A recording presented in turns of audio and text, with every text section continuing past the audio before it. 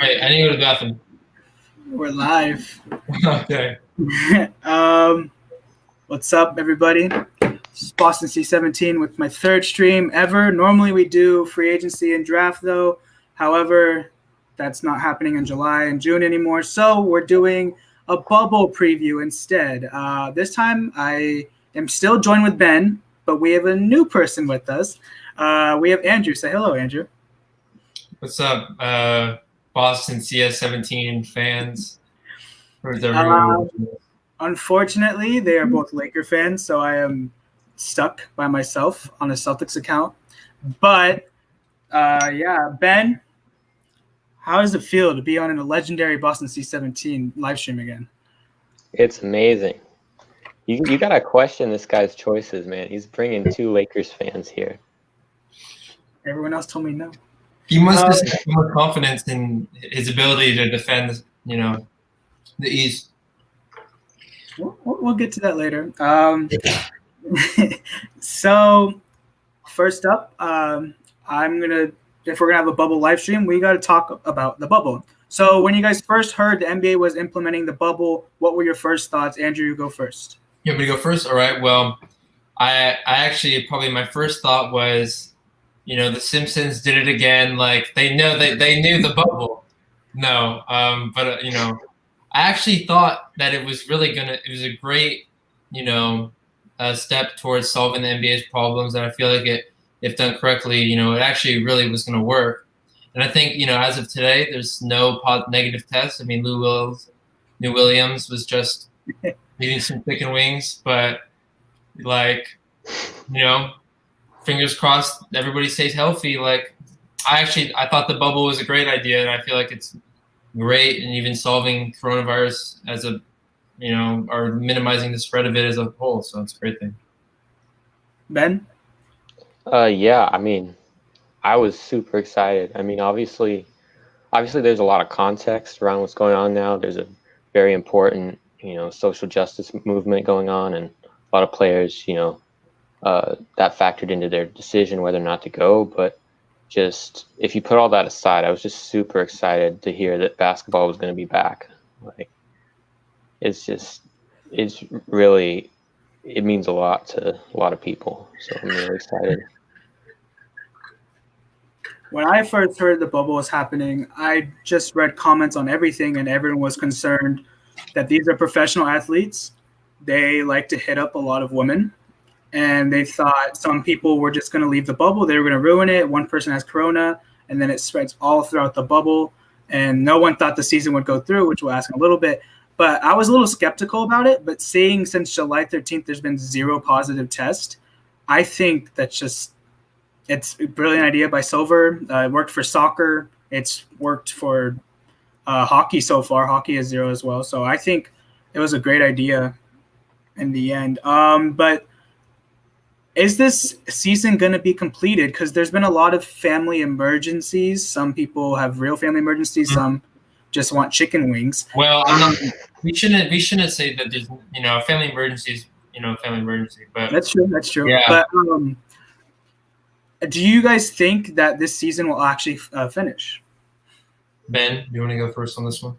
Yeah, I think so. I mean, like Andrew said, 0 confirmed cases so far in the bubble. But that's just players. Think about it. Right? Yeah. I think it's just I don't know players. Actually, but I think it is. But still, I mean, they've been there for weeks already, and there's still 0 cases. It's going as well as it possibly could, and it's not like before where one case could derail the whole thing. They have measures in place to combat that. But I think it'll be completed. You never know, though. True. But I have to say, the scrimmages, realistically, I feel like the league could have waited, 2 weeks in between scrimmages and actual games, to really precautionalize and really make sure.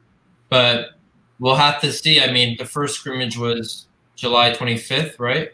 So we'll have to see 2 weeks, right? So I don't know.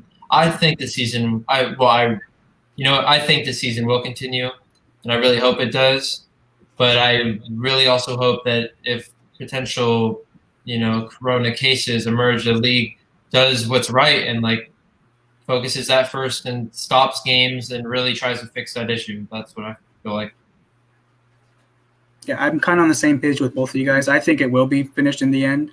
My only concern is, unless I'm mistaken, I'm pretty sure, I think halfway through the playoffs, they start adding some family members in. And that's when it can get a little difficult in case someone brings it in the bubble. And then let's just say LeBron's kid has it or whatever, and he brings it into the bubble, and then LeBron's out, and that's a humongous deal. And there's been jokes everywhere that once LeBron has it, season's done, they're canceling it. Realistically, that's not going to happen unless like it's a huge outbreak. But I have to say it's very risky. But if it's, I like the protocols they have. Every single day they test. Everywhere they go, they have to wear a mask. The quarantining, if you leave, they decide how long you were gone, and then you make up for it. I love what the NBA has done. They've been very smart about it, and I think Andrew said at the beginning, the test results have shown that what they're doing is smart. I definitely think the season will finish. So now to particular teams. When they added the bubble, some wanted the playoffs, just immediately going to the playoffs. Some maybe wanted to play in tournament for the 8th seed and then the playoffs. But the NBA put in 22 teams, 1 in the East and I believe 5 in the West. Do you guys think there was any team that should not have been invited to the bubble? Just off the top of my head, not really. I mean, I feel like the teams that were invited all have a legitimate chance to get in the playoffs. Even the 9th seed, like the Spurs, aren't they only 4 games off of the 8th seed and like half a game off of that 9th seed? Like they would have been probably the team that, if I had to cut one, would have been the Spurs. But they're actually pretty close, and realistically, you only need that 9th seed slot, right? Yeah. They have to be in between 4 games, but I feel like, that'll be the case. So, no, I don't really think any team shouldn't have come. Ben? I feel like, I'm more in the camp of they should have done just bring 16 or 18. But if I had to pick just one, I'd say the Suns. It's like, what are they doing there? They're just trying to mind their own business and tank. And then they have to go to Orlando for no reason. And I think Aaron Baines had corona. I think I might be wrong. I think DeAndre Ayton had it for a little bit. I could be wrong about that one. I'm with you on the Suns, but I also added the Wizards. Yeah, the Wizards were another team I thought of, actually. They're 5.5 out. Even though the Nets lost so many people, the Wizards did too. And they're not going to move up in the 8th seed at all. There's no chance. So to make it even, I thought they'd have 20. I'm with you. I argued on another stream that this should just go straight to the playoffs, but they didn't. But if they were to get rid of teams like the Suns, I'm pretty sure I saw if they lose one and the Pelicans win, or not the Grizzlies win the first game, they're already out of the 8th seed. And then they have 7 games to play in a bubble. So they're like you, and also like if that happens, they don't want to risk injury to Booker, Ayton, or all of them. So they're going to sit all of them. So then they're just going to start a bunch of scrubs, and that's not fun. That's an easy buy for every other playoff team. So we're talking about the 8th and 9th seed and all that. Do you believe that there will be any Cinderella stories this year, and if so, who? I have the Mavericks. I think like I don't know. Who knows what Doncic is capable of? Like in the playoffs, we don't know if he's a guy that's gonna turn it up in the playoffs or yet or not. Yeah, it's the first playoff series. I remember that. I think Holden said something. Didn't the Wizards lose Beal? Yeah, the Wizards did lose Bradley Beal, so they're without him and Davis Bertans. Sorry, continue.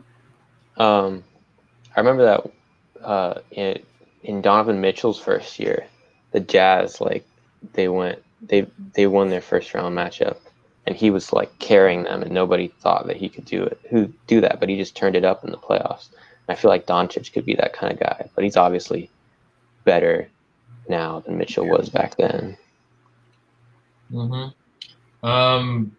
I obviously, had to include the Mavericks. I also added, the Heat.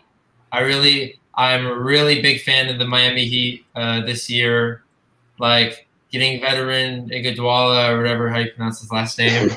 Like, he was a great veteran. Like, obviously Jimmy Butler and his impact on these young players like Nunn, Hero, Adebayo, Derek Jones Jr., like Olynyk. I don't even know how old Olynyk is, but he was a Celtic in the day, so he knows what he's doing. But yeah, the Miami Heat are really probably.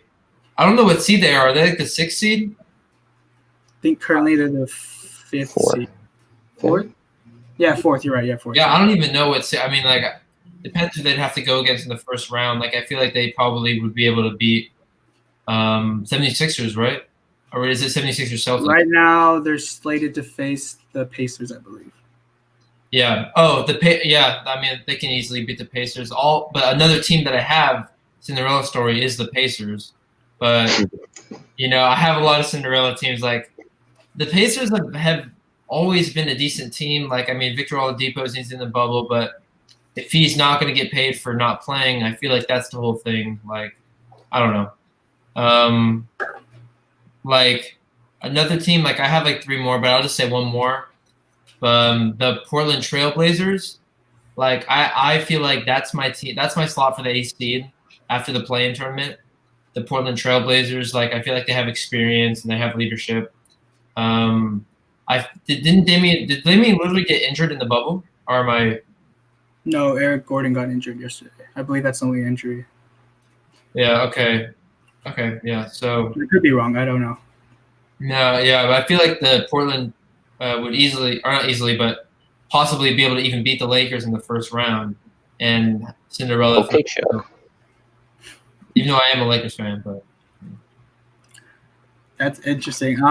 For this kind of second straight topic, I actually had the same answer as Ben. I believe that the Mavericks kind of have a very solid team. They have the best offense in terms of offensive rating in the whole entire NBA, and I think they're on I think it's an NBA record. I could be wrong, but Luka Doncic was an MVP candidate for the first couple weeks of the season. Then he went down, and then LeBron and Giannis just took a huge leap ahead of him. But he's still putting up around, I think 28 points per game. He's all around. He gets triple-doubles. He's got a big man in Porzingis who can shoot over literally everyone in the league. He's capable of blocking shots. If he's healthy, he's a dangerous threat on the court. It's a big if he's healthy. But Tim Hardaway Jr. has accepted his role as like a catch-and-shoot three-point shooter when Doncic drives or Porzingis is double-teamed. And that's a huge thing. The problem with the Mavericks is their center position. They lost Dwight Powell to an Achilles injury earlier. And Boban is Boban. Everyone loves Boban. He's good on offense, but the reason he doesn't play that much is he can't switch on the pick and roll. He has no chance. Holding to the Thunder and the 3-point guard lineup. The Thunder are very underrated going in this bubble. I think they could be a very scary team. I don't know if they could win the championship, but I think that could be very scary because I don't think they'll get past the first round, like the Thunder. Really? No. Right now they're slated to face the Jazz. You don't think they could beat the Jazz? No, the Jazz is another Cinderella team that I have. What? No, I really don't feel like the Thunder with they haven't even they haven't gone past the first round in like how many years? Even losing Westbrook. Having Chris Paul, he's not even very. He doesn't have a very good playoff record, Chris Paul. Injury, but I don't really see a team that's literally just got together beating the Jazz, trying to the Jazz have realistically a lot more chemistry, even though they had that whole scuffle over the off bubble or whatever you want to call it. Yeah, I don't know. How legit is that, by the way? How legit do you think that scuffle is? What? Between Donovan and Gobert? How legit? It's been going on for a while. I mean, Holden Hartle, fellow Jazz fan, is in the chat, but I'm pretty sure they said there was an article a month ago that said that they don't like each other, but they both just want to win a championship, so that's why no one's demanding the trade. But I think his actions really pushed Mitchell over the edge, and to me, that's what made it public. But yeah, we're throwing oops to each other. One more Donovan than Gobert, but I mean, yeah. So we're talking about the teams that could surprise everyone. I'm going to switch to what team. I'm going to reword this. What team do you think has been overhyped, is overrated as a championship contender or title threat? Which team do you guys believe? Go ahead, Andrew.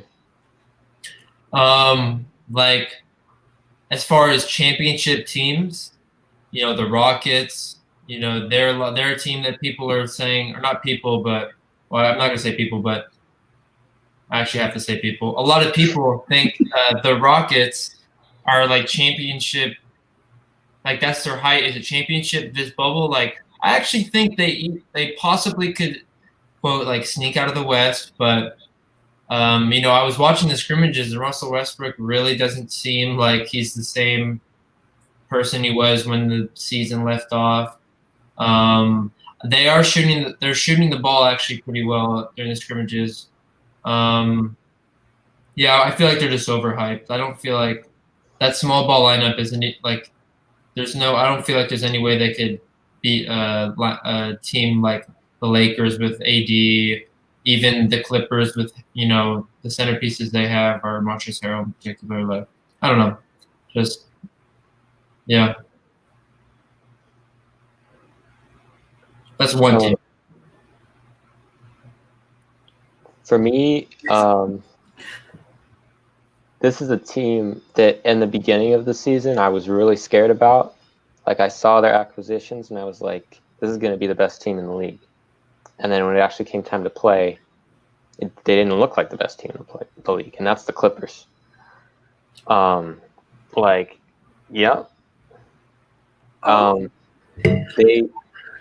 has looked terrible in the scrimmages so far. Sure, defensively they have everything you could ever want, but I haven't seen them be dominant. Like, I thought they were going to be way better than they have been. And sure, they've gotten better chemistry-wise, but I haven't seen them. I haven't seen them just bully teams like you'd expect someone with their. In the scrimmages or in the regular season? What? Sorry, right? In the scrimmages or the season, like being dominant? In the regular season. In the season, they're second in the West. Yeah. Second in the West. Yeah. So my question is, do you think that has more to do with the roster or the fact that they've made so many acquisitions and a lot of players have been injured for them this year? They never had a chance to truly play as a team. And when they have, I'm pretty sure they're like 9-1 when their whole roster is healthy. Well, I don't know about that stat. No, I mean, you can say that they could win, but they could still be overrated. Yeah, I think they're overrated. I think, like, as a whole, they are overrated. Okay. My overrated team, and I like this team. I like what they built. I like how they rebuild. But I don't think, and I've seen some people put these guys under championship, and I don't. I think the Nuggets have negative chance of winning a championship. And it's basically, I don't trust Jamal Murray. And every finals team you'll see, there has to be a guard that can take over. You had Kyrie Irving with one of the best shots in Cleveland sports history, Steph Curry on every other team, or Klay Thompson. Last year there was Lowry and Van Vliet who played some of the best basketball ever. And you look at the Nuggets, and I don't think Jamal Murray is even remotely in that conversation. He can go off for 30 in one game and then go 1 of 20 for 2 points the next. That's why, and like Jokic is one of the best big men in the league, but I don't think Jokic is a first option on a championship team. At least not anymore. In the old days, he could have easily led a team to a championship, but not in the new basketball. Even though he does shoot threes, he passes the ball. That he's not someone at the end of the game that you want to go one-on-one in an ISO. You wouldn't want Nikola Jokic in an ISO.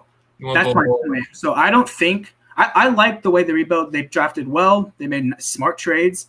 But I just personally think they're so overrated. I think there's a really good chance they're out round one, in my opinion.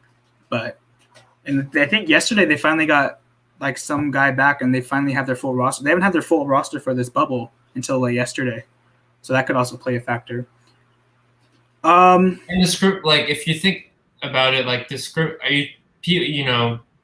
we're talking about the scrimmages, like those mean anything. They really don't mean anything. A lot of the time, like players were, playing quarters. Like, LeBron played probably a quarter a game, right? He didn't even play the fourth game or the third scrimmage, last scrimmage.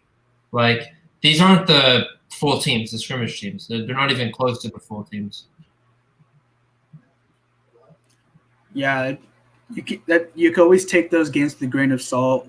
For me, as a Celtics fan, I watched everyone except for Jalen Brown struggled, and not everyone's going to struggle come game time because they are playing basketball. Some of them for the first time in like 4 months, so it's going to take a while for them to get back in game. That's why I love how they put these 8 games in. Although, some of these teams could actually get back into a legit this game means something kind of feel, but without it, like the Lakers and Bucks. They're not losing the 1 seed. There's a minimal chance, but it's not going to happen. But yeah, so we talked about this earlier in the stream, and it's kind of one of the main reasons the bubble exists. Who do you believe that will get the 8th seed in the West? Ben? Yeah. So I've gone back and forth on this one because, the Grizzlies are finishing seeding games at the 8th seed. And you've got a lot of strong teams that could finish in the ninth spot that could potentially win that mini tournament. And I think, I hate to say it because, I don't know why, but it's kind of like, Zion hype. But the Pelicans I think have the best chance of taking over the Grizzlies for that 8th seed. They can definitely win 2 games against them. Will they? I don't know. It's hard to say. But I think they have the best chance of anybody. Pelicans on the Grizzlies, yeah. For me, like I haven't really looked at the standings, like really. Actually, I don't think I've looked at them in a while. So I can't really. I don't think I know who's going to finish in the AC on the top of my head. But I really don't feel like it's going to be the Grizzlies. Like if I saw the numbers, I could probably do some quick math. But as far as getting that 8th seed play-in game, like winning the 8th seed, right? I feel like it will be Portland. They're just experienced. They're an experienced team. They really only need to get the 9th seed. They don't need to go for the 8th seed. They need to get 4 games within the 8th seed, right? So I feel like they could win 2 games against the Grizzlies, even though I don't feel like the Grizzlies will finish in the 8th seed. I actually feel like the Pelicans have a better chance of finishing the 8th seed. But, Zion, I actually feel like Zion might not even, come back for longer than we expect because he did just get back from, his thing. So I don't know, but yeah, I think Portland will get that 8th seed. Today, a report came out that he should be a game time decision tomorrow. He's going to play tomorrow? He's game time decision. So. Oh, like they'll figure it out on the spot. Yeah. I feel you. So, I'm torn. A big part of me wants to lean with the Grizzlies because I'm a fan of their team a lot, especially they've embraced the underdog role. They were destined to be a top 3 pick this offseason, but instead, John Morant took a huge step, and it's just a lot of solid role players surrounded by him. And that's kind of a key for an 8th seed team. But the Pelicans are very scary. The lineup of Ball, Holiday, Ingram, Williamson, and Favors has one of the best net ratings in a small sample size, but they have one of the best net ratings in the entire NBA, which is insane considering there's the Bucks, the Lakers, the Clippers, all those people, and the Pelicans have the best.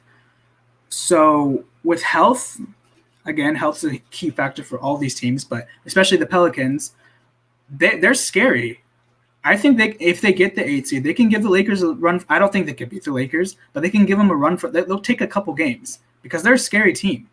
But a little part of me likes the Trailblazers. I feel that Damian Lillard is going to do something incredible this bubble. I feel like he's going to drop like 40 a game and carry this team on their back. Plus the addition of Yusuf Nurkic, which is a much bigger deal than most think. Yeah. He's a very solid center. Zach Collins, who's another decent. I don't know how they're going to fit on the court, but whatever. And Carmelo looks like the skinniest he's been in a while. And that Skinny Melo? He's embracing the small forward, and that's a good thing for him. His defense may still be questionable, but he's embracing the fact that he's a small forward. He lost weight. He looks good. CJ McCollum and Damian Lillard, they're one of the best backcourts in the NBA. I want to go for them. But if I had to pick the winner of the 8th seed, I think I might have to go with the Grizzlies. I feel like they have so much on their, like a chip on their shoulder. They're just going to go out there and prove everyone wrong. And it's hard to say you have to win 2 games in a row against a team. Like, that's hard for anybody when they only have to win 1. Yeah. So we've been talking about the West for a little bit. So let's switch a little bit to the East. This is a Boston C's account. Milwaukee has been the penciled-in favorite for almost literally every analyst since like the trade deadline to win the East. But Boston, Toronto, and Miami and Philadelphia have all beaten the Bucks, the Heat, more than once. Who do you guys think are the biggest threats to beat Milwaukee in the East? Or do you think they're just unbeatable? Ben, do you want to go first? Sure. I believe in the Bucks really strongly. I don't think anyone's going to beat them, but if in the East at least, if I had to pick one team, it would be the Heat. Like Bam has gone off this year, and they just have the defensive capability, I think, to match up with the Bucks. So I got the Heat. They would face them in the second round, which is where the Bucks went out last year, I believe. No, conference finals. Oh, it was? Okay. But, yeah. Oh, yeah, no, Philadelphia went out the second round. Yeah, okay. Yeah, for people to beat the Bucks, I thought the Heat, but I feel like the Raptors have a better chance. Like, even without Kawhi Leonard, their defense, especially their interior defense, is very isn't it the highest like interior defense rating in the league or something? Like the Raptors. The Raptors. Interior defense? I have no idea. Oh, I know for defense, I think they're number 2.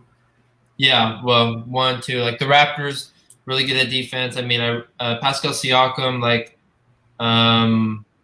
huge jump from most improved to all-star. Like, who else? Like, they're a championship team. They have it.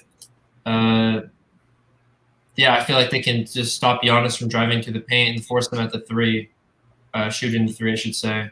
Like, any team really should just try and get Giannis to shoot as much as possible. They were able to shut him down last year in the playoffs. Mm-hmm. But to that extent, the Bucks found out, like, what they did was they built that wall in the paint, and what the Bucks did, they went around and shot for more shooters. So now there's shooters all around the paint that are more than capable of hitting a shot. I kind of have the same 2 answers you guys both had. I was torn between both of them because just for the fact, talent-wise, I don't think they're anywhere near the Bucks. But with their coaches and the defensive things they put out there, they've shown this year that can stop Giannis. The Raptors showed it last year in the conference finals that they can slow down Giannis. And the Heat have shown this year that Bam Adebayo is way more than capable of making Giannis normal. I think his last game was one of his worst scoring outputs because he was guarded by Bam Adebayo. And plus, they got Jay Crowder, Andre Iguodala behind him. And they made those trades to stop a Giannis. But Crowder was a good pick. It wouldn't be a Boston C17 stream without me being a little biased. I think talent-wise, Boston is near Milwaukee. They have no one on the roster to stop Giannis. I will not be delusional. They don't. Daniel Tice will do a decent. Marcus Smart commit a couple charges every once in a while on him, but no one on that team is going to hold him under 30. There's no chance. But the Boston's beat them once, and I think lost by 5 the second time, and they play them on Friday in their first game back. But if you look at Kemba Walker, I think he's better than Eric Bledsoe. I don't think it's really a debate. Kemba Walker was an all-star starter, and Eric Bledsoe was not. Jalen Brown and Wesley Matthews, not even remotely close to a debate. Gordon Hayward and Chris Middleton. Chris Middleton's better. Giannis and Jason Tatum. Giannis, it's not even close. And Daniel Tice and Brook Lopez. Brook Lopez is the better defender, but Daniel Tice has shown he's a better offensive player this year. Brook Lopez has struggled really, really bad shooting threes, and maybe that's some teams' plans to let Lopez and like Bledsoe, who's had a reputation of sucking in the playoffs, just let them shoot and let them beat them. But I think with Brad Stevens too, he'll think of something, even though last year they humiliated the Celtics, but that was with Kyrie taking 40 shots a game and hitting 4 of them. And when you have someone on your team doing that, you're not going to do a lot. But if I had to pick one team, I think I have to pick Toronto.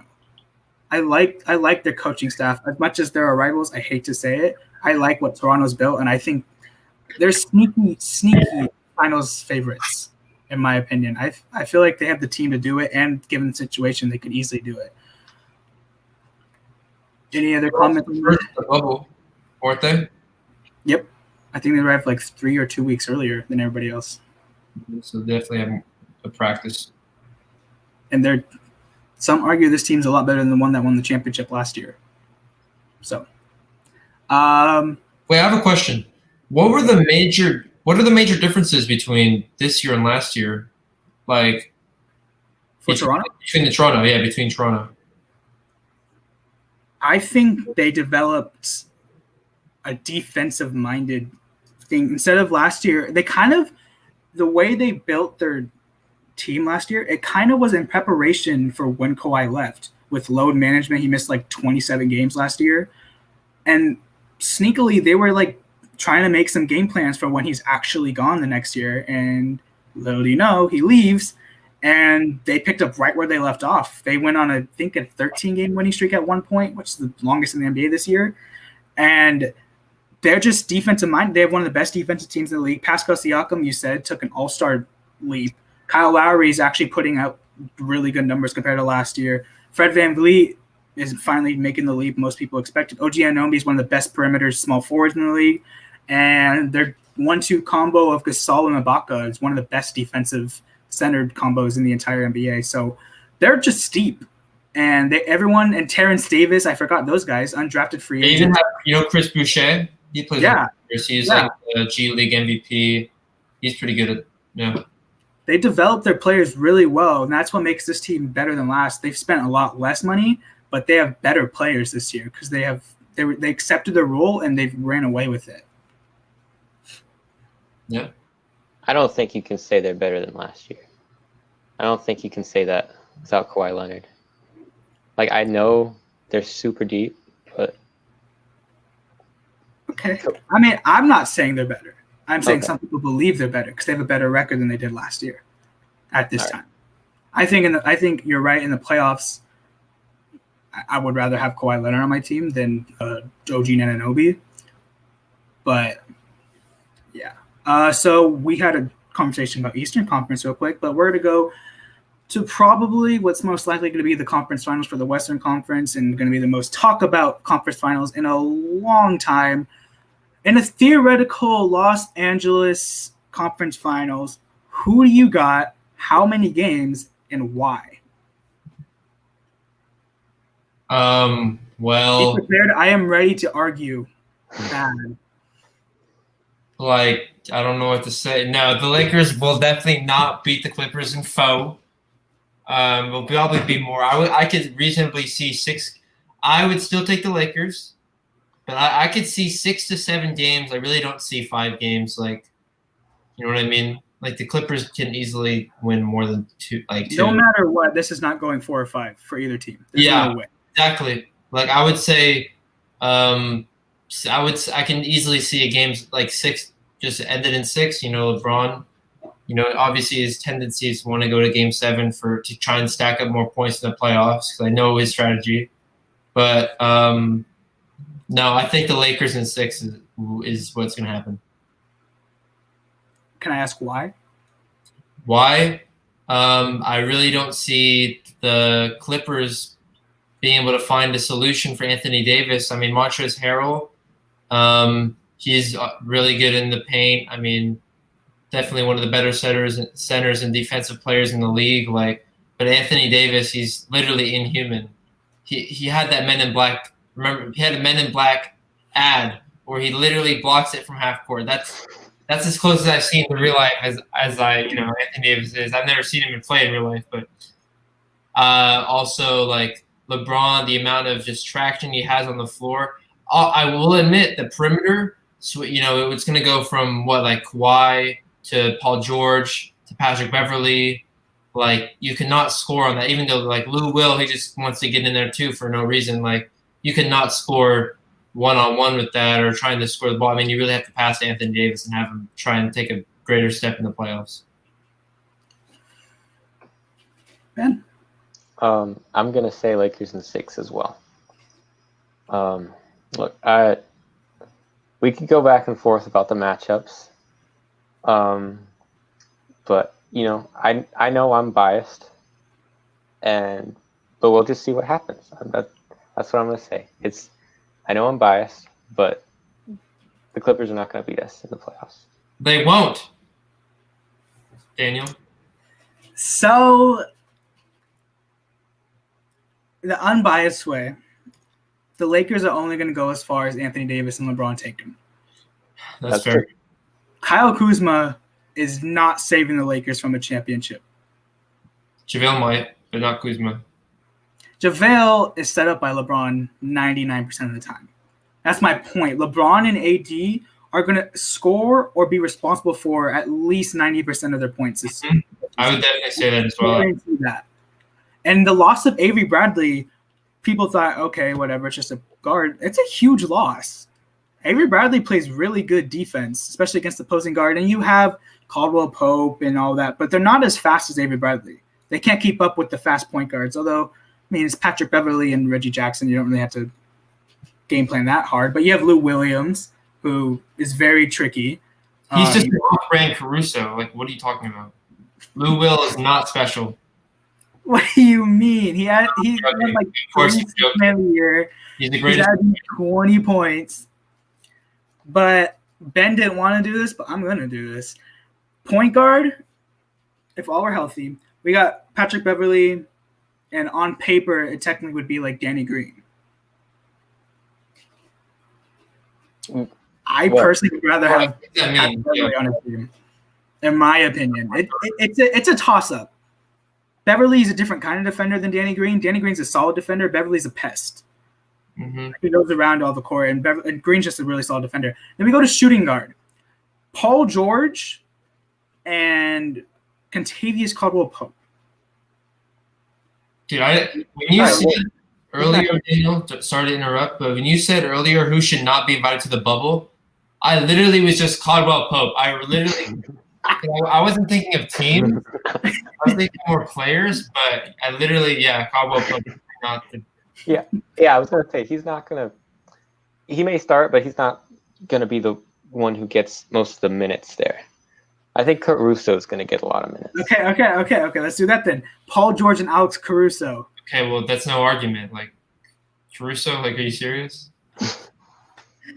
Okay, but then we go next. Small forward, LeBron and Kawhi, and that's fair. I would say that's more even. Like, we don't know. Honestly, depending on your fan base. That's really what that answer is. I could give an answer, but I hate LeBron and I hate the Lakers, so I really it really wouldn't matter. Then we go to power forward, which you're right. It's Marcus Morris and Anthony Davis, and Anthony Davis is going to destroy Marcus Morris every game. But there's a reason why the Clippers signed Joakim Noah. Is it going to work? Maybe not. Joakim Noah has played pretty well, actually. Yeah. But that's why they signed him. Literally, I guarantee you that's why they signed him, to guard Anthony Davis in the playoffs. Maybe they're going to bench Zubac. Okay, and then we go to Zubac and McGee, and honestly, those guys aren't really for their own. They're kind of set up by other people. Zubac is a solid defensive option. Same with McGee. McGee's actually pretty good. And then we go to the bench, and I'm sorry, it's not even close. The Clippers are way deeper than the Lakers. They have arguably like 3 in the past 20 point per game scorers off their bench. Plus like I just think their depth is what's going to put them ahead of them. One struggles, another comes in. Lakers, one struggle, and then we got Dion Waiters, who Look, like I said, on paper, I was scared of the Clippers too. At the beginning of the season, I thought, oh, they're the best team in the league by far. Yeah. But we'll see what happens on the court, because I know they have a good record, but from what I've seen, they're not dominant like the Lakers. Yes, that's what's the difference is. Like the Clippers, I actually will say the Clippers definitely have more scorers or ball, like they can move the ball by themselves, like on and off the bench. But the Lakers like really play off of each other, and they're very dominant when they, can go from defense to offense, get a fast break dunk, easily be able to just pull up from the half court and shoot from like Braun. So I don't know what to say. Like probably so on the when you mentioned that, Ben, because the Clippers beat the Lakers 2 out of 3 times in the regular season.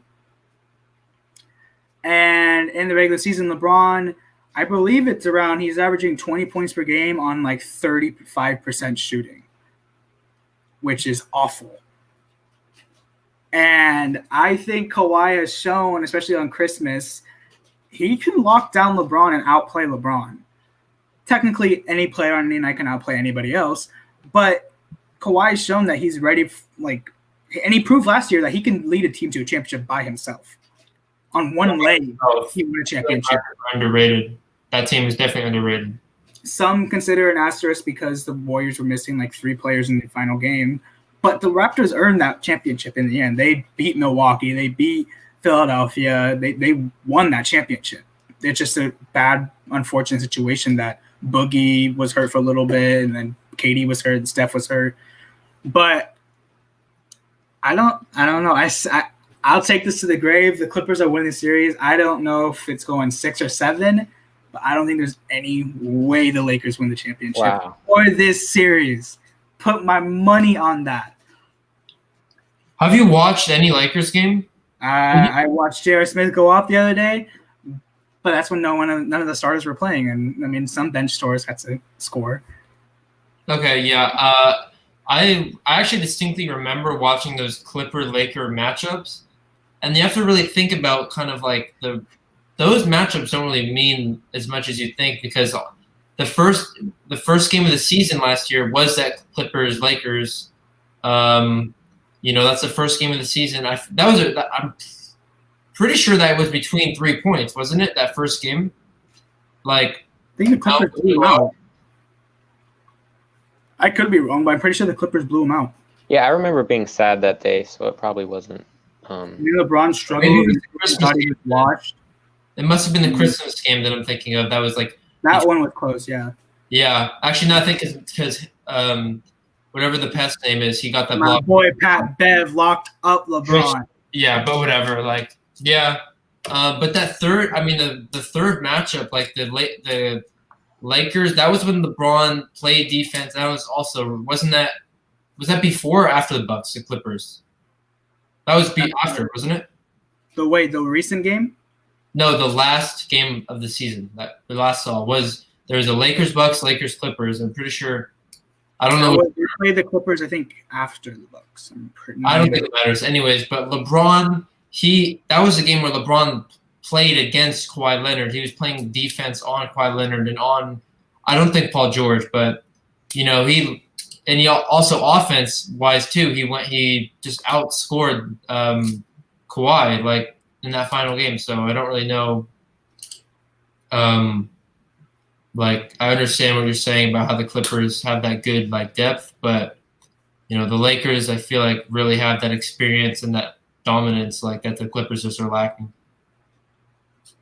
Especially experience, really. I mean, the Clippers have Kawhi, who's been to the finals and won. I don't know if they even have anybody else who's won a final or been close to the finals. I think the closest probably be like Paul George, who went to a conference finals but never won. Mm-hmm. But yeah, you're right. None of them else have accomplished that much on our roster. But I mean, same with the Lakers, kind of. I mean, Danny Green's won a couple. LeBron won. Danny Green's won. JaVale won a couple rings. JaVale's won two. Quinn Cook's won. As a role player, he's recently come out as a decent player recently, but he wasn't always starting and actually playing. Rondo. Yeah, we actually did play in the finals, but yeah, I feel you definitely. There's Rondo. There's J.R. Smith. Did Rondo leave the bubble? I don't think so. I think he's rehabbing. He could have actually. 'Cause, I mean, it is a Motel 6, so he probably didn't want to stay. But yeah, okay. So it's definitely going to be the best series. I think that's not debatable. It's going to be the best series out of any of these series, potentially. Even the finals, in my opinion. I think any of the Lakers, Clippers, it's going to be the most talked about thing on Twitter. I know that for a fact. It will be the most talked about. So we just discussed the conference finals, and then let's sneak all the way to the finals. If you want, you can name your matchup, but who do you have winning the whole entire thing? Ben? I have Lakers Bucks, and I think it's going to be a good series. I think the Bucks are the favorite ultimately. Like if I'm being honest, Bucks are just like Giannis is just too good right now. He has range. Like that's the one thing. His whole career, everyone says if this guy gets range, no one can stop him, and now he has range. So, and a key thing with that, his free throw shooting sucked in the regular season, but now there's no noise. It's like that's a practice free throw now, and that's gonna. I personally don't think we're gonna see as many misses, but also there were a lot of misses in the scrimmages at least. Although they were probably rusty, but still. But continue. Mm-hmm. Yeah, that's a good point actually. But yeah, I'm not saying I think it'll be a good series. If that is the series, then it could go all the way. And obviously, I want the Lakers to win, but I think the Bucks are the favorite.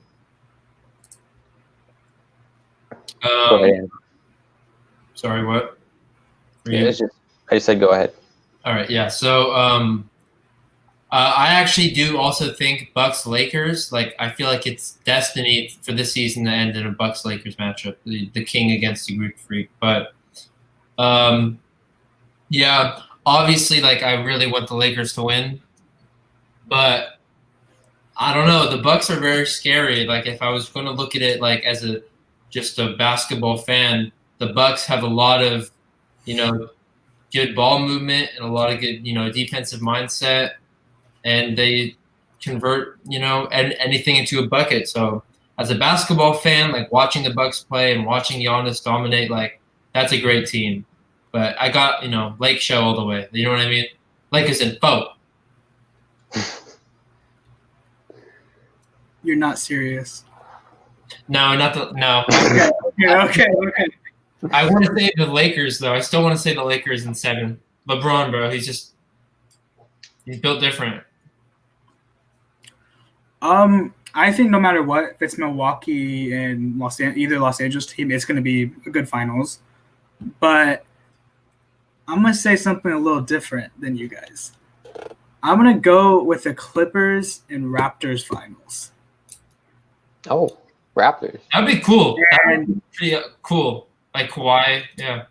To give my explanation, I don't think the Raptors are a better team than the Bucks. Okay. But that doesn't matter anymore.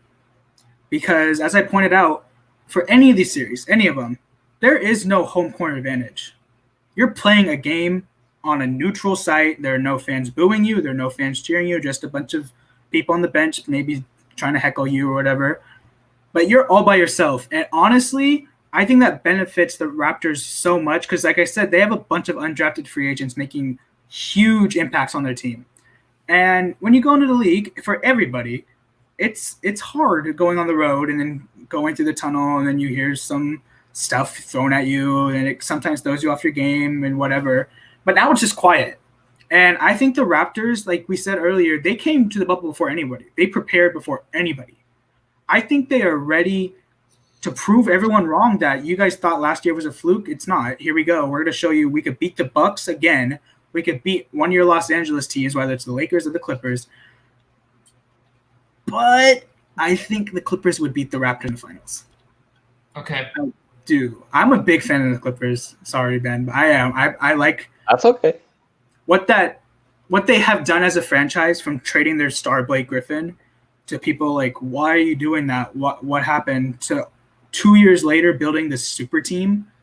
That front office they gave up a lot, but it's for the Clippers, who have never won a championship or reached the conference finals. Keep in mind, the Clippers could potentially reach their first ever conference finals, which is incredible. I just think that Kawhi came back home to where he wanted to be, and he wants to win a championship for his hometown. He wants to. I think that's going to be a huge chip on his shoulder. Paul George, everyone's made fun of him all year. He's healthy, and he looked pretty solid in the scrimmages, at least some parts I saw. He looked good. And if Paul George, Kawhi are one of the best, okay, to prove I'm not biased, the best duo in the NBA has to be LeBron and AD. I don't think there's really a debate on that. But I think not a close second. A second would be Paul George and Kawhi Leonard. Paul George was literally a top 3 MVP candidate last year.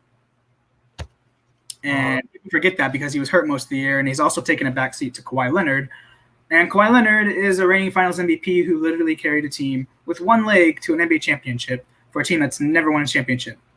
So I think the Clippers will come out of this bubble champions.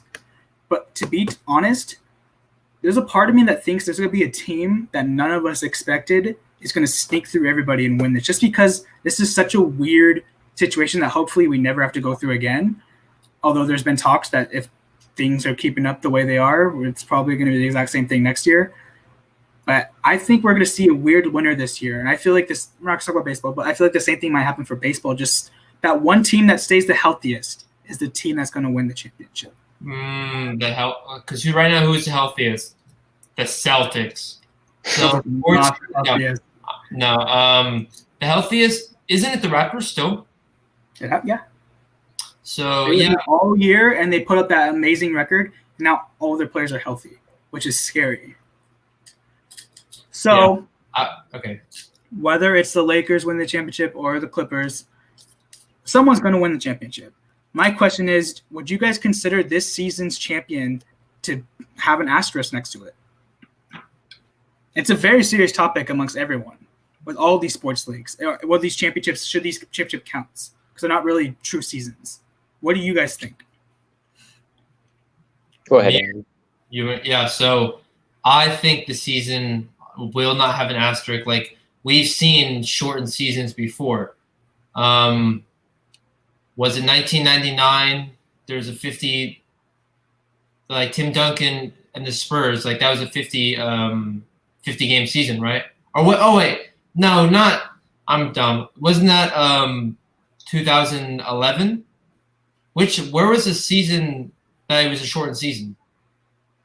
And then that sounds right. The lockout year. I think it was 2011.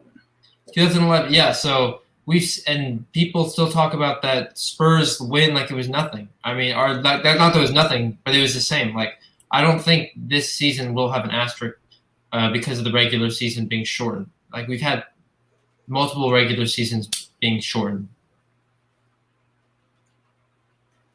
Ben? I think it's definitely going to have an asterisk on it, but I don't necessarily think that's a bad thing. Like, I don't think people are going to say that doesn't count as much, but it's definitely going to have an asterisk because it's a unique situation. We've never had anything like this before. Like, I think people, if this is like the only year and things get back to normal yet next year, I think people will always talk about the 2020 championship in the same context as the bubble, just because it's so unique. And I don't think that's necessarily a bad thing, because it's not like these teams don't have to work at it any less than they would normally. It's just a unique challenge that they have to face. So I think it'll just be a cool part of the story for this year. Yeah, if we're going to be honest, no matter what, this season's going to have an asterisk for this. Whoever's team loses, they're not going to be happy, and they're to give it an asterisk. Whoever's team wins, they're going to say, oh, my God, this was the toughest thing. We had to stop a season. We had to go through a bubble and win. And that's the truth. Every fan base is going to do that. I'm going to do that. If the Celtics, if we win, it's be like, oh, my God, we're best built for it. But if not, it's like, whatever, the season didn't count anyways. And I know LeBron fans will. I know they will. I mean, he's got gray hair now on his beard. But why are you throwing shade for no reason? Like, what the heck? Why are you just a LeBron hater? Like what the? I think the gray hair is it's important, because like that's the whole MVP. If you want to talk about like MVP, which we can in a second, but I think the gray hair is important for LeBron right now, to remind us that he's not like, this isn't LeBron, like this isn't the Cavaliers LeBron that single-handedly slayed like the Raptors 5 years in a row. Like, this is LeBron who's literally a father and he's old AF and like 17 years. Like, people need to understand that. This isn't like Miami Heat. Yeah, that's true. But I personally don't think this season will have an asterisk. I feel like it's honestly, one could argue this is kind of more impressive than just winning a regular championship, given the circumstances. You still have to, you're still going to have to play some games, so you're going to get warmed up. Then you got to go through, Asher just said, hey, what's up, Asher? Hey, Asher. You got to go through all of these teams. You still, it's still playoffs. You still have to do stuff. You're not, Asher, do not make me block you from this chat, please. Why does Asher just have to ruin everything, man? I do appreciate you coming through, though. Thank you. But still, yeah, whatever. I think it has. So, my favorite part of every stream I've done so far, the award winners. Sometimes, Ashley said, I feel attacked. Sometimes they're easy, no-brainers, whatever. But sometimes they're arguments and they're close votes. So first off, which is kind of casual's least favorite award, who do you guys have for Executive of the Year? I have Sam Presti this year. Is that OKC? What? Is that OKC? Yeah, that's OKC. Yeah, I have those. I have that as well. It's just what they've been able to do is so impressive. Like this offseason, like put in the situation they were at, having to give up Paul George and Westbrook, and then, well, actually, one of those is outdated and wouldn't count for this award, but still, like they're set up really nicely, and the fact that their three-headed monster of Gilgeous-Alexander, Chris Paul, and Schroeder is like actually working, and they're like have a good record, and they're in the playoff consideration is just really impressive. So I think he deserves it for the moves that he's made. Andrew? I have the same thing. The Thunder, they got like 5 first-round picks, didn't they? Off of trading Paul George. Just so. That was a record deal. Yeah, like being able to literally go from a team that's struggling to get past the first round to giving up everything. I mean, not everything, but giving up 2 star players, 2 head, faces of your team, and just turning around a season, getting to the playoffs, keeping those picks, getting that all-star in Chris Paul, which is pretty like under. I feel like people don't like realize this enough. Like Chris Paul, like is an all-star again. Like that's pretty impressive. He's not that old yet, but still, like he's getting there. So, yeah, I think the Thunder. All the moves. That's hilarious because I had the exact same answer as you guys. They were built to be rebuilders. Everyone had them at the bottom of the league. And Presti added solid pieces. I don't know his first name, but I know his last name, Dort, has come out of nowhere as a two-way player and actually started games, and they have like a 13-2 record when he starts. The three-headed monster you talked about with Gallinari and I think Steven Adams maybe has the best net rating out of anyone in the league by a long shot, which is so crazy given the way that if you put out three-guard lineups nowadays, you get destroyed on defense. They have the best net rating, and it's incredible. They come back so many times this year because they played with we got nothing to lose. People think we're supposed to suck. We got rid of our franchise player. We got rid of a guy we made a day after. And we got all these picks, so people thought we're going to start tanking. And they start winning. Chris Paul led these group of guys, even literally gave them a win when he snitched on someone for having their jersey untucked and gave him a technical. And he literally gave him that win. Yeah, they won that game. Better leadership. That's what a lot of teams want. That contract, maybe not so much, but that's what a team wants in a team.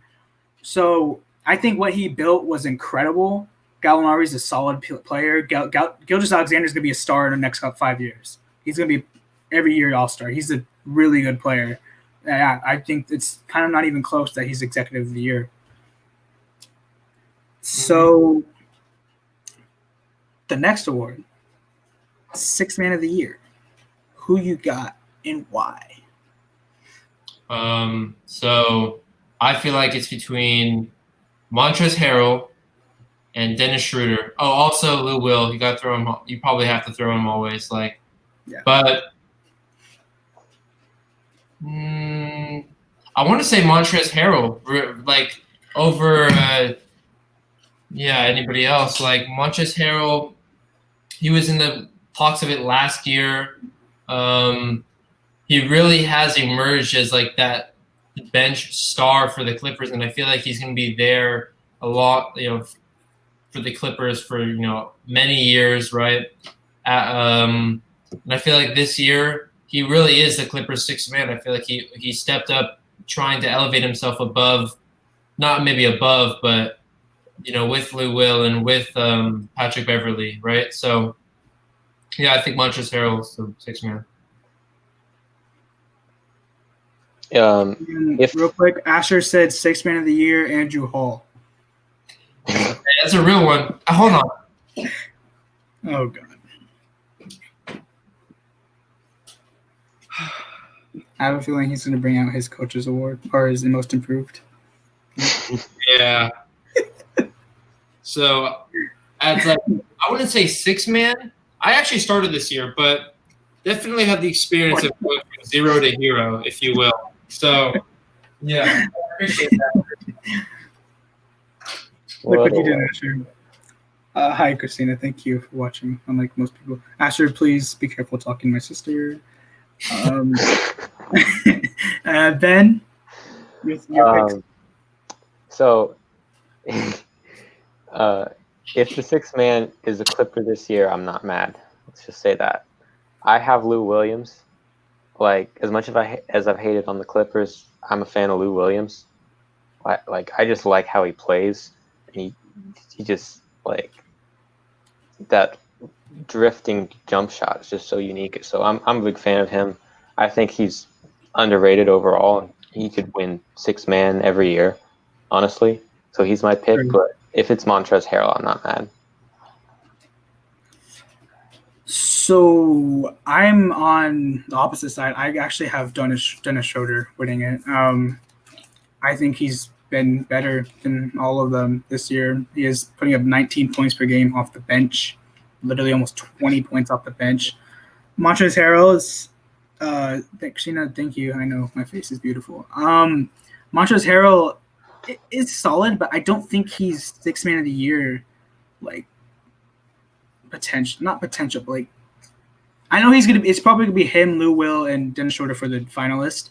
I think Dennis Schroeder's just ahead of the pack. Although, given the voters and the fact that Los Angeles is one of the most popular teams this year, I feel like Harrell is gonna end up winning it. But who should win it is Dennis Schroeder. Okay. This one, I know for a fact, has the most controversy. I think probably out of all these awards, except for MVP, because we'll get to that later. Yeah. But most improved, there are people. What did you say? Most improved? I'll be right back.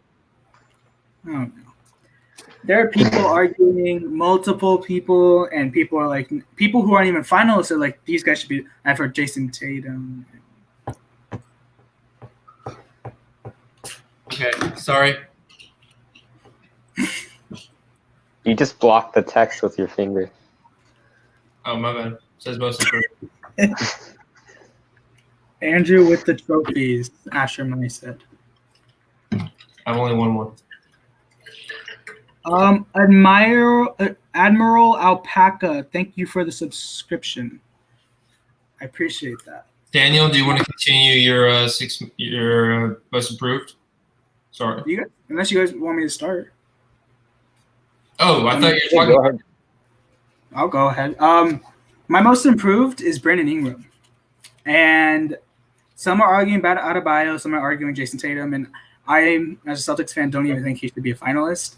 But Brandon Ingram has went from it didn't pan out, he's supposed to be the next KD, Lakers, it just didn't work out, to an all-star in the Western Conference, given some people were hurt and a lot of people were out. But still, that's still impressive. Mm-hmm. And even when Zion came back, people were like, okay, there goes his production.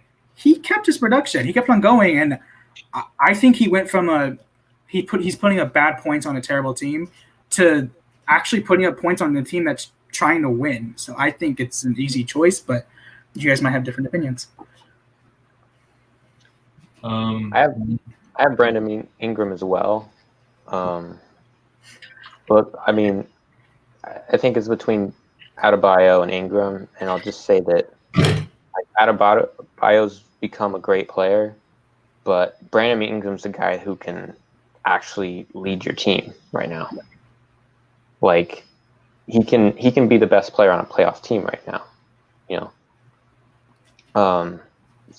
So and considering everything you said, like last year, it was like he was almost thought of as a bust, and now he's an all-star. So I think that's a somewhat easy choice.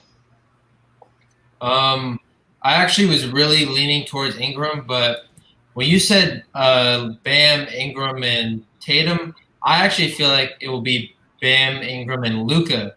And I actually chose Luka for my most improved player. Okay, that works.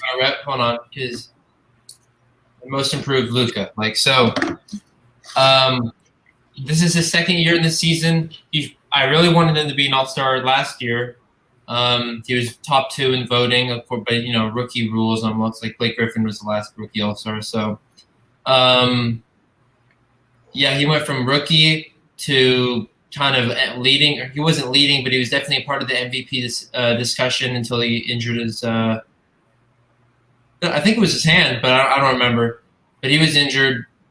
So, LeBron and Giannis took over the MVP. But I feel like most improved wise, like Luka really stepped up this season. He's leading the Mavericks to the playoffs. They easily could. The Mavericks have a tendency to underperform in the regular season and win the chip. I mean, they've done it before with the great Dirk, and I can see Luka really just picking up where Dirk left off. So, yeah, most improved. There's actually a good candidate. I think he will probably most likely be in finalists instead of Tatum. That was a good. I totally forgot about him. I want a quick question off the little script real quick. Do you guys think there's a chance Siakam could go back-to-back? Because he has made improvement yet again from a good player to an all-star. No. Okay. No. No, go ahead. What? No, I mean, I was just going to say, could I see it? I actually at first considered Pascal Siakam.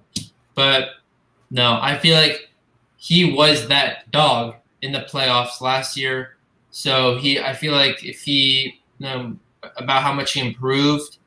He definitely improved as a leader, but most improved, like, nah, I don't really feel as a player. But I could see it happening. Like I thought about it at first, so I won't go from yes to nah. You know what I mean? So this is a one I know for a fact. I'm gonna have a different answer than you guys. Who do you guys have for Coach of the Year? Andrew? I have Nick Nurse. Being able to take the Raptors team. Oh wait, yeah, Nick Nurse Raptors, obviously, right? Or see the Bucks. He's the Raptors. Yeah, Raptors. Okay. Yeah. So okay, I was gonna say Raptors coach. I always forget the names, but yeah. So Nick Nurse, like, no one really. I'm not gonna say no one, but I feel like the Raptors were expected to underperform from losing Kawhi, and I feel like the Raptors have another shot at winning the chip. Nick Nurse has really led the team and kind of had that winning mentality, and he's brought a great culture to Toronto. So yeah, I just coaching wise, Nick Nurse is a candidate, and I feel like he can win it. Ben? I'm gonna go with Frank Vogel. He's I don't think he's gonna win it, but he's my pick that he should win it. I know people saying Budenholzer and Nick Nurse, and that's fine, but I don't think a lot of people appreciate like how many new pieces the Lakers have had to bring in this year. Like their roster in the offseason was literally like 4 guys, and then they had to build it basically from the ground up, and just he's been able to integrate all these different pieces seamlessly. Davis is playing great. LeBron looks like his past self, and all these veterans coming in, first-year guys on the team are playing well, accepting their roles. And Caruso has really been able to, like, he's found a gem in Caruso, and I just think he deserves it. Danny Green also just really mentioned, like, he's been playing really well for the Lakers throughout the year. I don't know if you mentioned Danny Green, but that's another new piece that's pretty good. Dwight Howard. So what the Lakers did with Dwight Howard surprised everyone, especially given Dwight's history of being a little locker room problem. He accepted his role and he got into really good shape, and then just hasn't complained. He doesn't play all the time and not as much as he would most likely want to, but he's make the most out of it, and he's actually a pretty decent player this year. I knew I was going to have a different answer than you guys. And my answer is Taylor Jenkins. I've explained this earlier, so I'm not going to go over it again. But what he did with the Grizzlies is incredible. Okay. They gave him the job. I'm pretty sure he's one of the last coaches hired. So given that, and he's probably the coach that nobody knows his name, I can guarantee that. And what he has done with that roster, like I said earlier, it's John Morant, Jaren Jackson Jr., and a bunch of role players. A bunch of them. Valanciunas is not a top-tier center, but he puts up like 15 and 10 a game. This is Jake Millet. Happy to see you guys just still as passionate about sports, about all these current world events. Keep it up, boys. Thank you, Jake. That's very positive. I appreciate that comment. Hey, what's up, Jake? I don't see the chat as fast as you. I don't think, but hey, shout out to Jake. That was really cool. Thank you. Yeah, I think Taylor Jenkins. Voters don't pick that really, because last year I thought Doc Rivers should have won it given their roster, but they normally just pick the team with the best record. I thought Doc should have won it too. I think in the end, although I don't think it's going to go to Milwaukee again because they don't really do that anymore, and it's not going to go to the Lakers because, unless I'm wrong, I don't think a coach that coached LeBron has won the Coach of the Year in a long time. I don't think so. I could be very wrong. I could be Eric Spoelstra, but I don't think it's been that. But well, yeah, historically, LeBron's gotten coaches fired. This is like the first coach where they're actually working together well. Like, he's gotten coaches fired before, but now, like, he loves Vogel. So I think realistically the winner is going to be Nick Nurse because, like I said, they do the best team. But if we're actually going based on skill, it has to be Taylor Jenkins, given his roster he was given, and the fact that even if they don't make the playoffs, they were close. Yeah. So this is my favorite two last awards, and it's because I see so many fights on Twitter, Instagram with Laker fans about both of these awards, and it makes me amazed. It amazes me how delusional they can be in some of these arguments. No offense, but Defensive Player of the Year, I'm going to go first. It's Giannis. Giannis is a Defensive Player of the Year, and there shouldn't even be a remotely close vote to that because Anthony Davis is a good defender. He is. I'll give it to him. He's one of the best, maybe the best shot blocker in the league. But Giannis does everything on the defensive end. He can guard 1 through 5. He can block shots. He can steal shots. He can steal the ball. And he's just a defender that every team wants to have. And if he get rid of his offensive game, every team would want his defense. Every single team. So I think it's Giannis. Ben, I mean, are you a real one? Like, are you a real Lakers fan? Like, do you want to say it together? I don't have Anthony Davis. Oh, let's go. Okay. Why not? I don't feel like he's made as much of an impact as someone like Giannis. Honestly, I mean, he's been really great for us, and like, yeah, he's probably like should be up there, right? In my opinion, like up there with with LeBron in terms of the MVP conversation, but I don't think he's the Defensive Player of the Year. Okay, so Defensive Player of the Year, like what I'm gonna say, for argument's sake, I'll just say AD, trying to I really don't see Giannis winning both MVP and Defensive Player of the Year, because kind of like foreshadow, like I see Giannis as the MVP, but I can admit that Anthony Davis has definitely underperformed, or at least that's kind of what I've seen as a Laker. Like I really thought he'd be a lot greater of a player. I mean, he's playing great, but I thought he would be a lot better even. But defense wise, like Anthony Davis just does not let people finish at the rim. Like I don't know what to say. He's not as good as guarding the perimeter like Giannis is, even though Giannis doesn't guard the perimeter as much. But I just feel like Anthony Davis in the paint is more of a problem on defense, and can just leads to a lot more transition opportunities, like from a rebound or just kind of drawing attention to defenders or from offensive players. Like, yeah, I don't know. I can see it going to Giannis. Like I can easily see that, but I'm going to say AD. So just for stream purposes, I have a question. What about Rudy Gobert? I know a lot of people don't like him anymore, but he still is one of the best defensive players. I think he's back-to-back Defensive Player of the Year. Do you not think he can go for 3 in a row? I was actually gonna I actually have Rudy Gobert.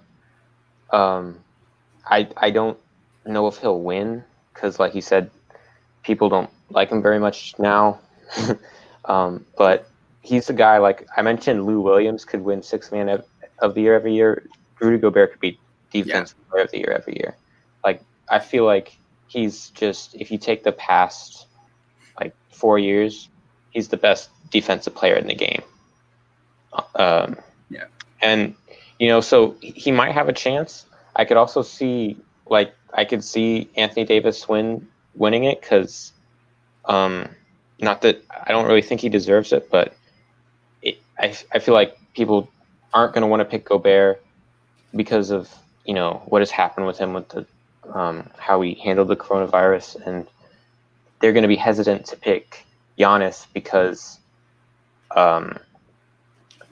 he's in the MVP conversation. That's why I see AD winning. I think I know this stat off the top of my head. The last defensive person to win Defensive Player of the Year and MVP, I believe, was David Robinson in 2002. So it hasn't been done in a while. Maybe you're right. People, because you haven't really seen it anymore, no one really gets nominated, nevertheless winning. my favorite argument to see everywhere. Who is winning the MVP? And I'm going to go first again. Okay. It's Giannis. Look at his stats. He's putting up historically the best stats maybe ever. And he puts up, 27 points per game in 23 minutes. Because his team blows out everybody. Yeah, he still gets 27 points per game. He has more than 10 rebounds a game. He can set people up. His defense is amazing. And I'm going to go to the LeBron argument real quick. People say it's LeBron because what he's doing at his age is incredible. The MVP isn't if you're older and you're good, you're winning MVP. It's who's the most valuable player on their team. There is an argument that LeBron isn't the best player on the Lakers. Anthony Davis has better stats than him this year.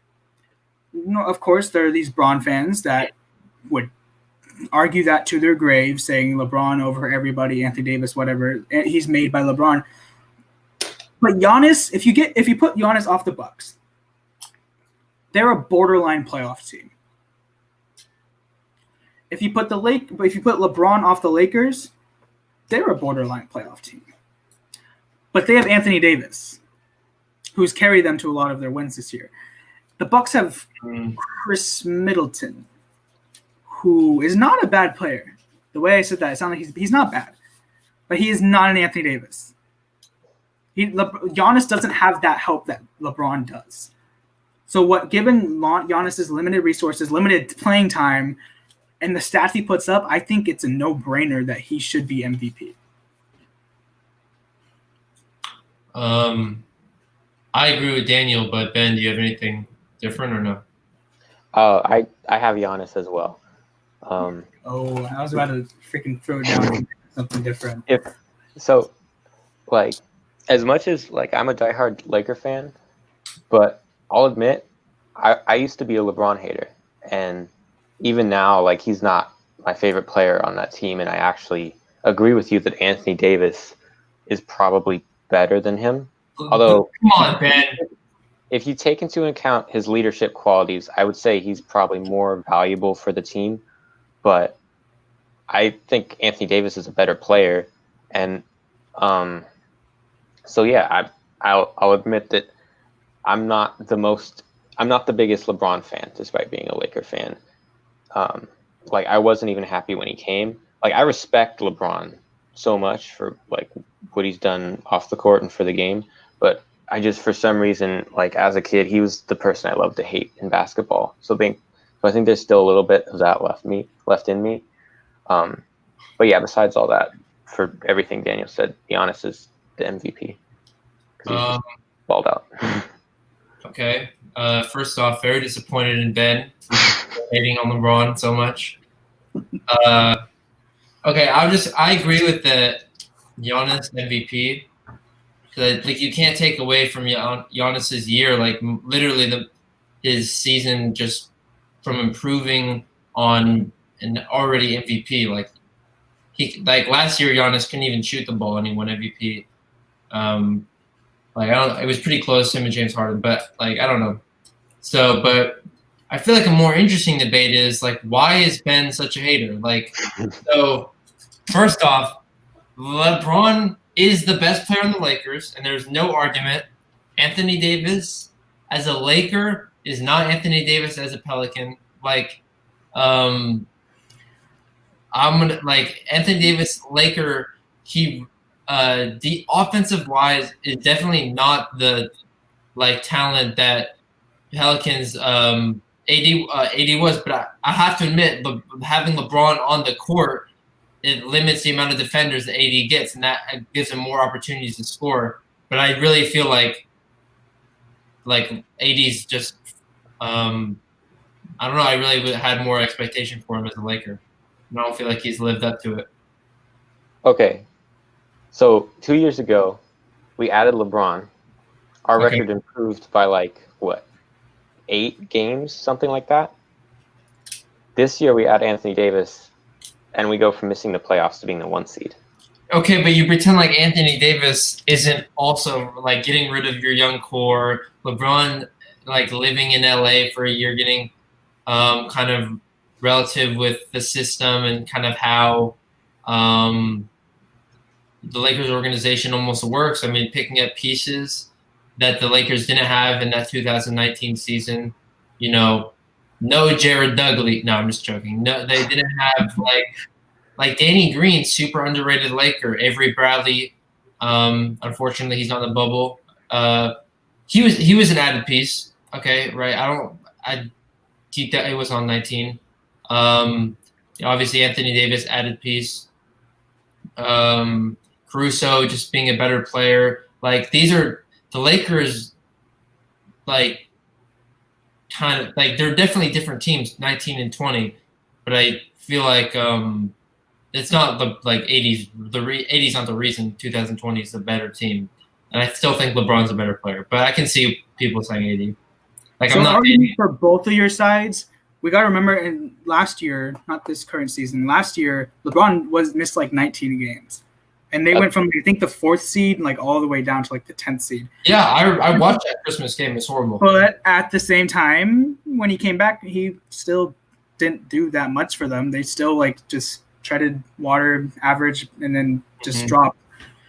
And this year, I don't get how you can say Anthony Davis is not the reason they're the 1st seed.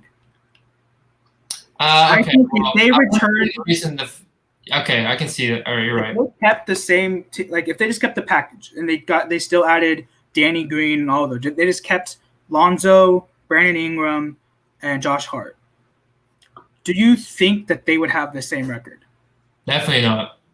But I feel like I don't know. I don't know what to say. Like we don't associate with them anymore. Like I don't know. Like that's a big if. So like I don't know.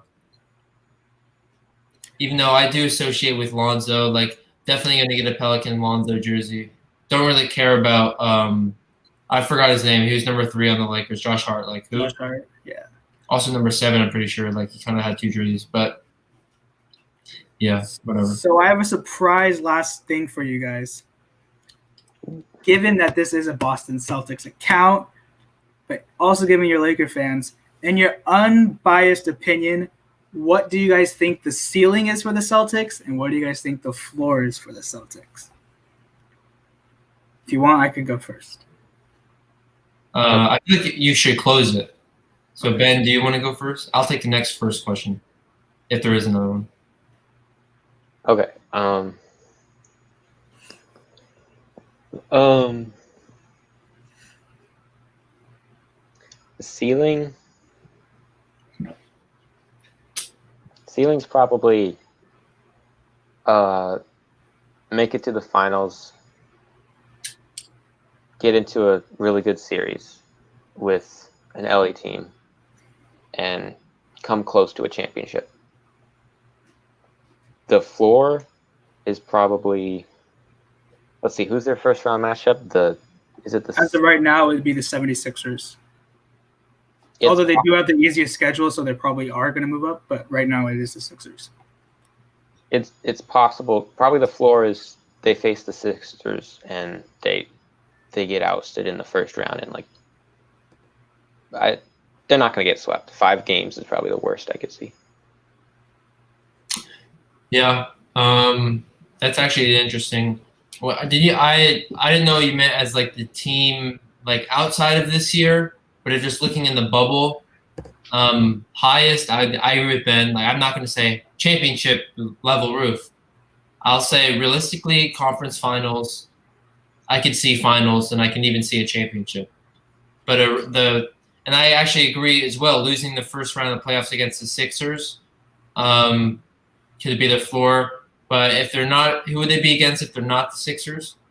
I don't think it matters. But most likely, it would probably be the Pacers. Yeah, it could be, but I think it'd be most likely the Pacers. I feel like a realistic floor for this Lakers team is the second round. Like they're a pretty good team. They're a really good team actually, and it helped. You mean the Celtics? Oh yeah, Celtics. Did I say Lakers? Yeah. Yeah, I meant Celtics.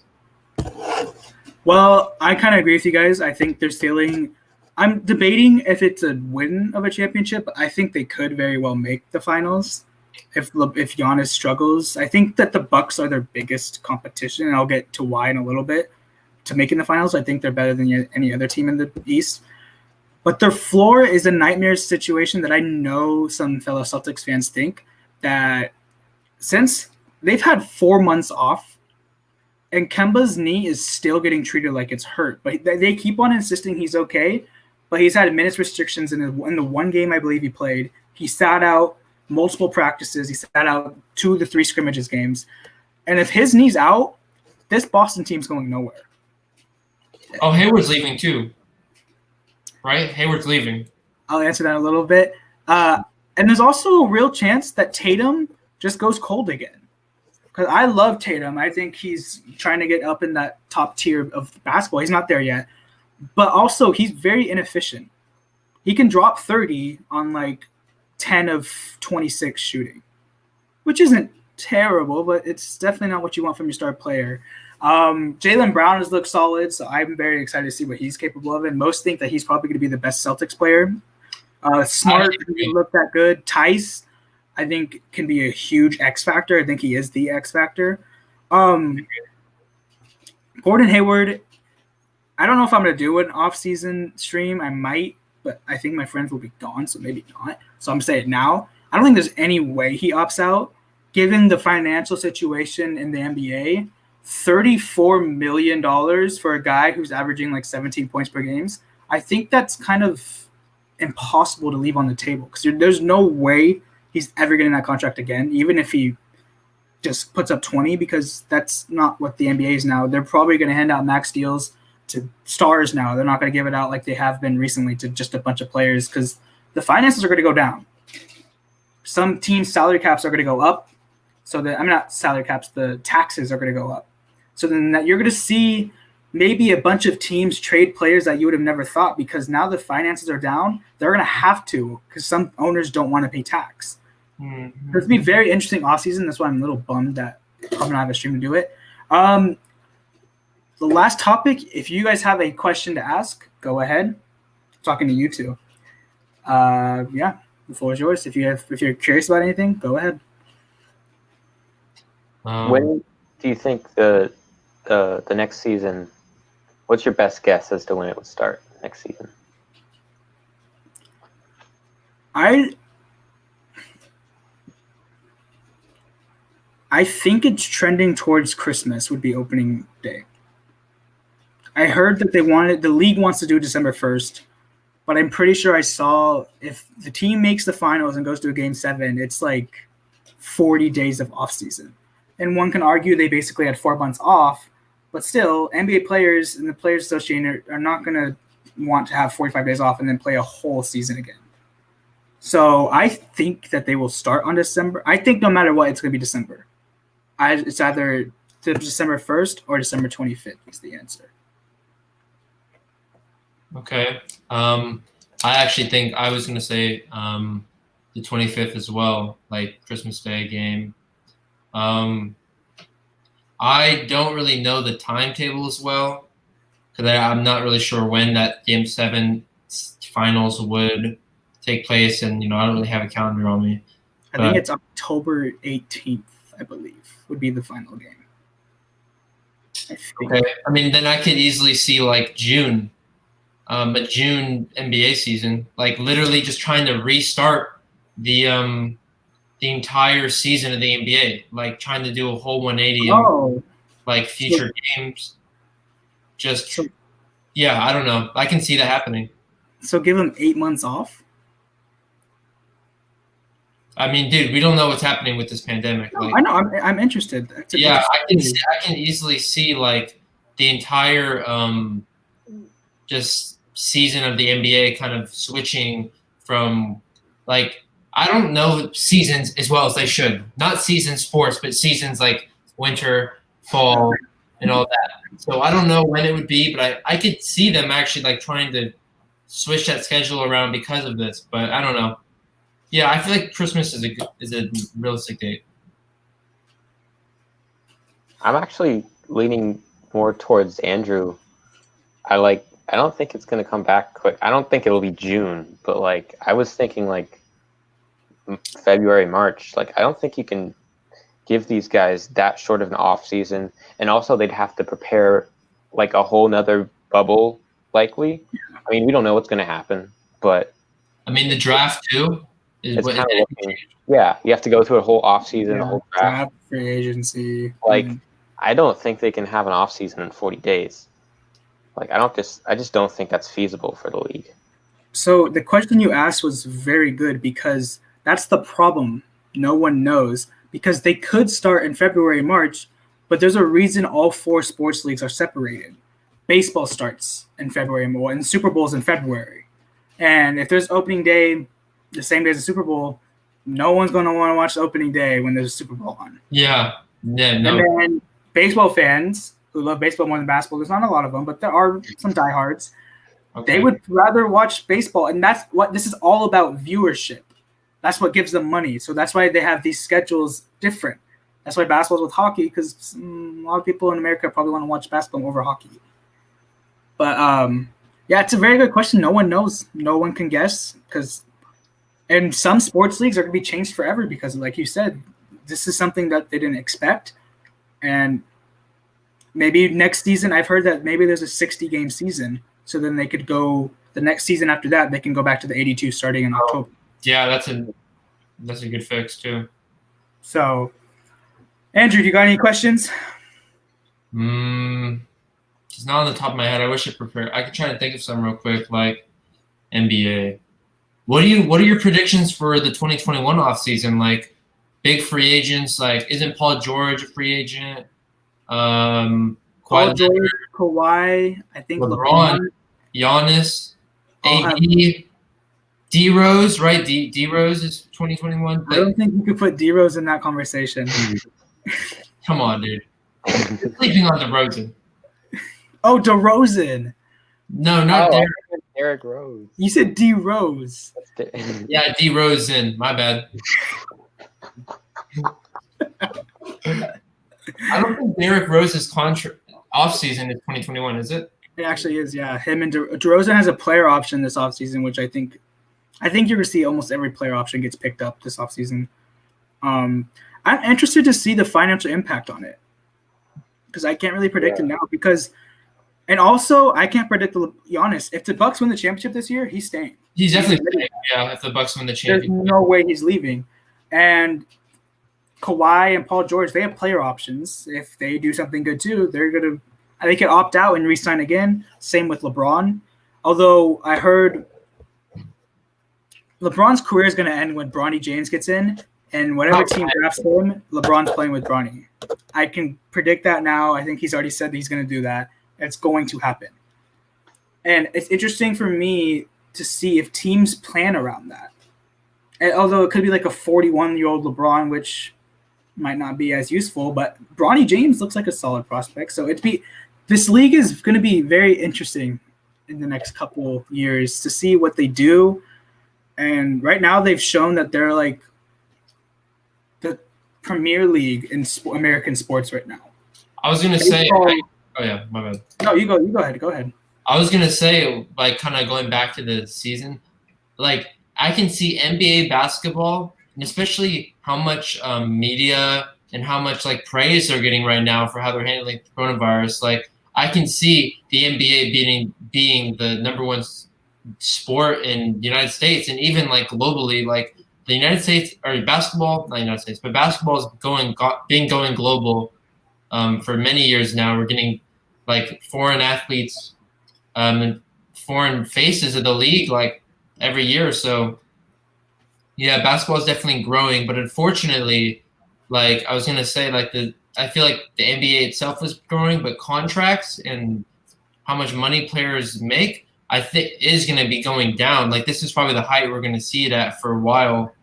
I feel like the only realistic way is that they're gonna go down, kind of how they do the contracts and how much money players make, but then it'll eventually rise again. It's all, kind of recovery.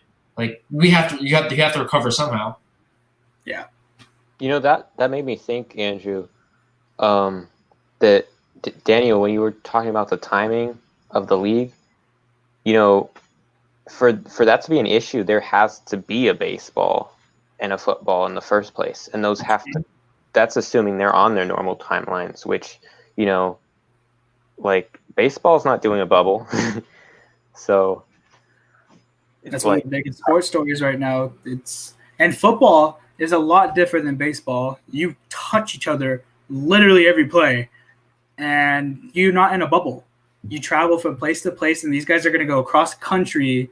And I think football is going to blow up, in my opinion. And that sucks because football is America's sport. It's not a debate. It literally is America's sport. And I saw they could lose about $3 billion, I think, just by fans not in the seat, like in the seats. And then imagine if they don't have a season, they're going to lose so much revenue in football, but they can make up for it. I want to add on something you said, Andrew. I don't remember what it was, but it's in the topic of because you were saying basketball become a popular sport. Mm-hmm. The WNBA, I think it was the Mercury in Phoenix. I believe that's the same thing. Mercury in Los Angeles. I think they had 4.5 million viewers, the most in a WNBA game since 2012. I don't like 12. That's like a blueprint, and I think the Yankees and Nationals was one of the most viewed opening day games of all time. Because there's people at home right now with no jobs and they have nothing to do but watch sports. It's me. But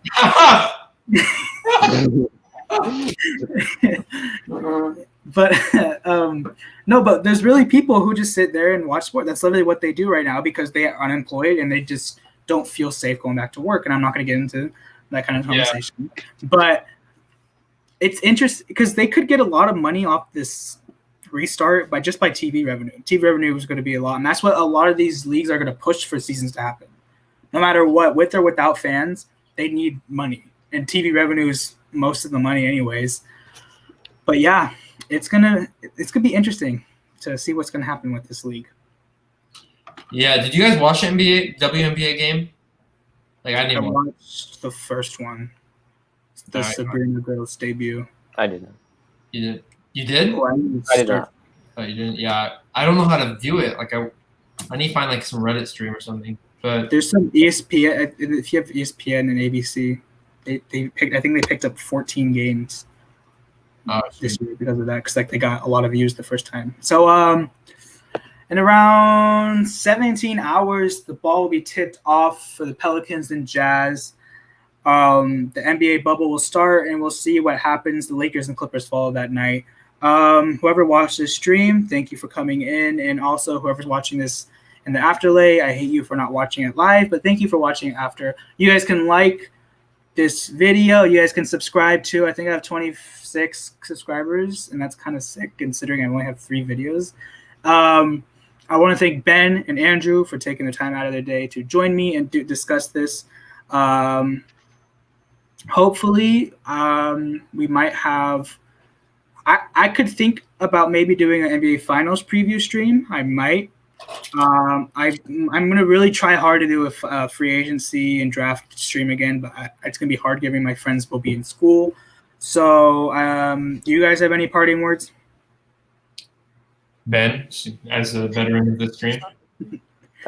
Thanks for having me as always. And yeah, just hit me up whenever you want to do this because I'm not going back to school.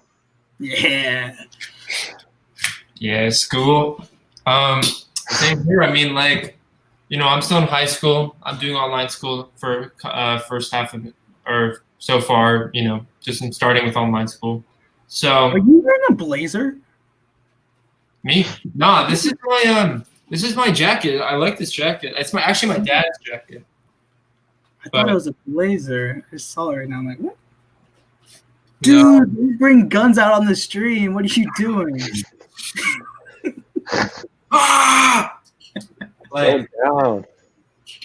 Like Daniel, like you're. I actually practice basketball every single day outside. It's so hot though, but I'm ready. I'm not ready because I social distance and I really am.